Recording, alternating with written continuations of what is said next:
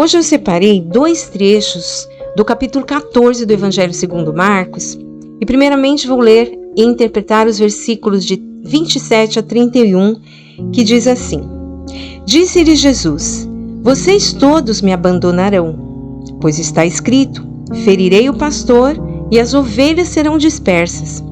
Mas, depois de ressuscitar, irei adiante de vocês para a Galileia. Pedro declarou: Ainda que todos te abandonem, eu não te abandonarei. Respondeu Jesus: Asseguro-lhe que ainda hoje, esta noite, antes que 2 vezes cante o galo, 3 vezes você me negará. Mas Pedro insistia ainda mais: Mesmo que seja preciso que eu morra contigo, nunca te negarei. E todos os outros disseram o mesmo.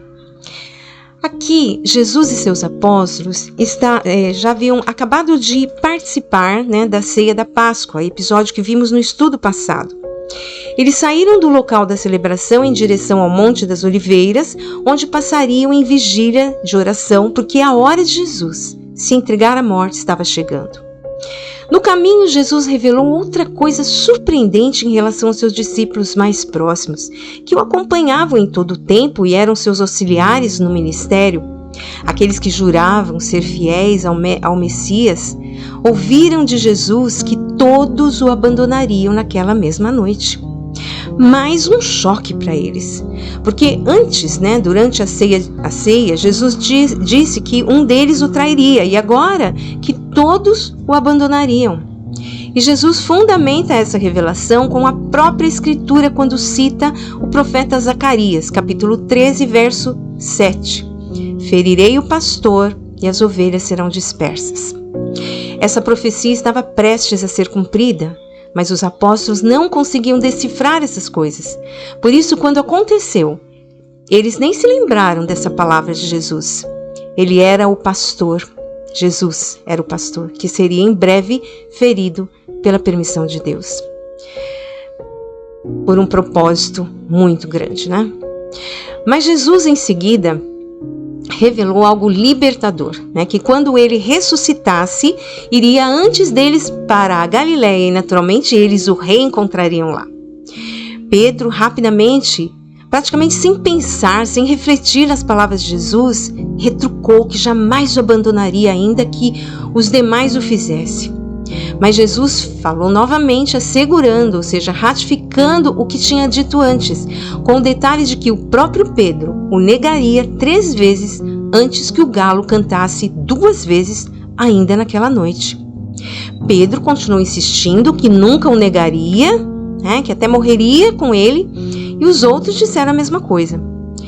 Naquele momento, todos estavam empoderados, seguros naquele que durante 3 anos os ensinou, conviveu com eles, os designou como seus discípulos mais próximos, que seriam seus apóstolos, enviados na missão mais importante do mundo. Mas que naquele momento, isso não estava claro para eles. Talvez imaginassem que Jesus em breve tomaria o poder. Não sei exatamente o que poderia estar passando na mente deles, mas sabiam que Jesus era o Messias, portanto, seria vencedor. Eles não podiam imaginar o que realmente estava por vir. No entanto, os acontecimentos subsequentes daquela noite foi espanto para todos eles. Jesus seria preso e não faria nenhuma resistência. Nas outras vezes, quando ameaçado a prisão pelas autoridades de Israel, Jesus sempre escapava, porque não havia ainda chegado a sua hora. Nós vamos estudar os trechos subsequentes nas próximas semanas, mas aí vai um spoiler de que a prisão de Jesus, a maneira como foi tratado de forma cruel e humilhante, era algo que os seus discípulos nunca haviam imaginado. Por isso, a profecia de que eles o abandonariam, iria se cumprir em breve. Vamos nos remeter agora para o trecho que está nos versos 66 a 72, do capítulo 14, que diz assim: Estando Pedro embaixo no pátio, uma das criadas do sumo sacerdote passou por ali. Vendo Pedro a aquecer-se, olhou bem para ele e disse: Você também estava com Jesus, o Nazareno. Contudo, ele o negou, dizendo: Não o conheço, nem sei do que você está falando. e saiu para o alpendre. Quando a criada o viu lá, disse novamente aos que estavam ali por perto: "Esse aí é um deles." De novo ele negou. Pouco tempo depois, os que estavam sentados ali perto disseram a Pedro: "Certamente você é um deles, você é galileu." Ele começou a se amaldiçoar e a jurar: "Não conheço o homem de quem vocês estão falando." E logo o galo cantou pela segunda vez. Então Pedro se lembrou da palavra que Jesus lhe tinha dito: "Antes que 2 vezes cante o galo, você me negará 3 vezes." E se pôs a chorar. Aqui, Jesus já havia sido preso e tremendamente humilhado, sem nenhuma reação de defesa, porque para isso ele veio, para ser humilhado, condenado e morto pelas mãos de pecadores. Esse foi um plano de resgate incomparável. Para evitar que toda a humanidade perecesse, Jesus se entregou por ela, se fazendo justiça por todos nós, e através dele podemos ser justificados diante de Deus e perante as regiões celestiais.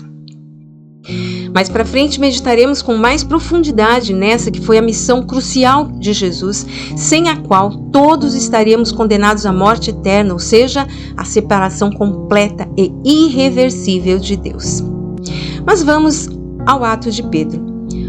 Hoje sabemos que o apóstolo Pedro foi peça-chave no crescimento da igreja de Jesus, mas naquele dia, naquela ocasião, ele reconheceu ali a sua pequenez, reconheceu que não era nada, que se tivesse que ser alguma coisa nessa vida seria somente pela misericórdia de Jesus, o Messias, o Filho de Deus.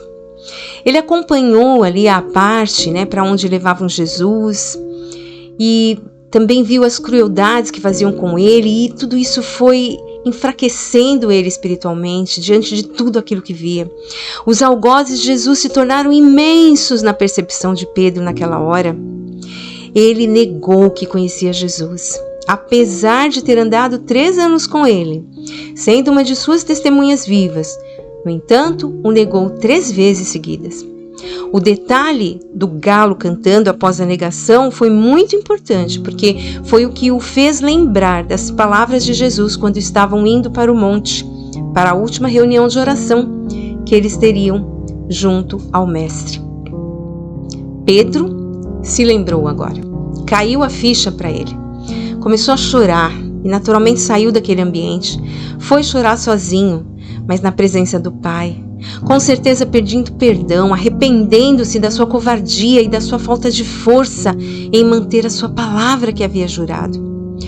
Os outros discípulos também não estavam ali, porque haviam fugido com medo das autoridades judaicas.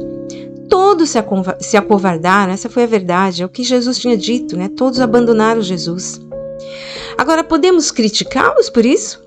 Não faríamos nós talvez a mesma coisa se no lugar deles estivéssemos? Eu creio que sim. Somos todos seres humanos, pecadores e muito parecidos, uns com os outros no nosso comportamento, enquanto seres humanos falhos.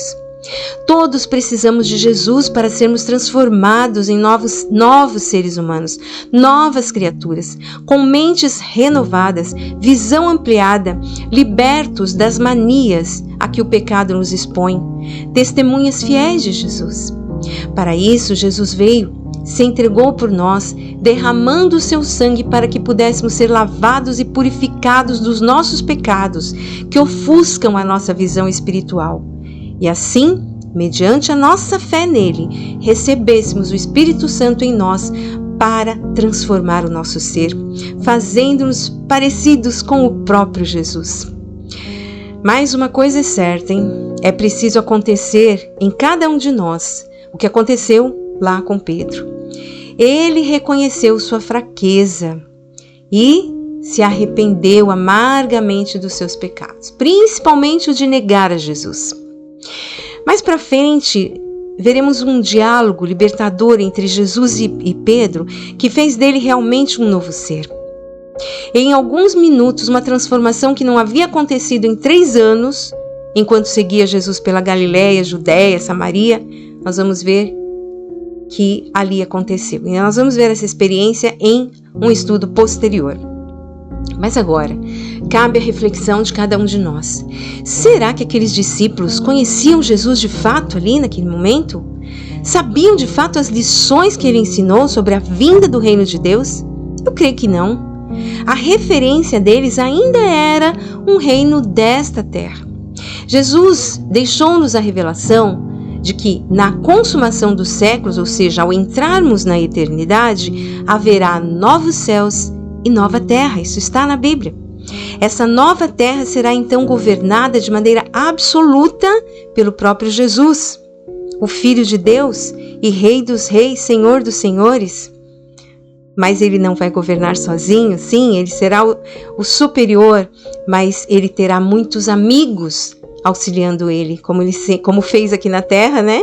Quando ele estava aqui, né? Tendo seus amigos, seus discípulos, quando ele vier na sua segunda vinda para estabelecer o seu reino, né? Eterno aqui na terra, ele também vai ter muitos amigos com ele, ministrando, governando. Bom, essa visão os discípulos ainda não tinham, mas pouco tempo depois tudo ficaria claro para eles e passariam a transmitir os ensinamentos e revelações da parte do Mestre às igrejas. Essas mensagens foram registradas e propagadas, né, ao longo do tempo, chegando até o nosso tempo. E continuamos propagando, pois os ensinamentos de Jesus são vida. Fique então com mais esse estudo hoje e reflita. E tome a maior decisão que pode haver nesse mundo, né, que é a de crer em Jesus de todo o coração e entregar a vida a Ele. E o mais, que é tudo de bom, Ele fará mediante a nossa fé. Ok? Então essa é a mensagem de hoje. Que Deus abençoe grandemente a sua vida. Não esqueça aí de deixar o like se você gostou da mensagem, se fez sentido para você, e compartilhe com outras pessoas também. Essa é a palavra viva e eficaz. E até a próxima.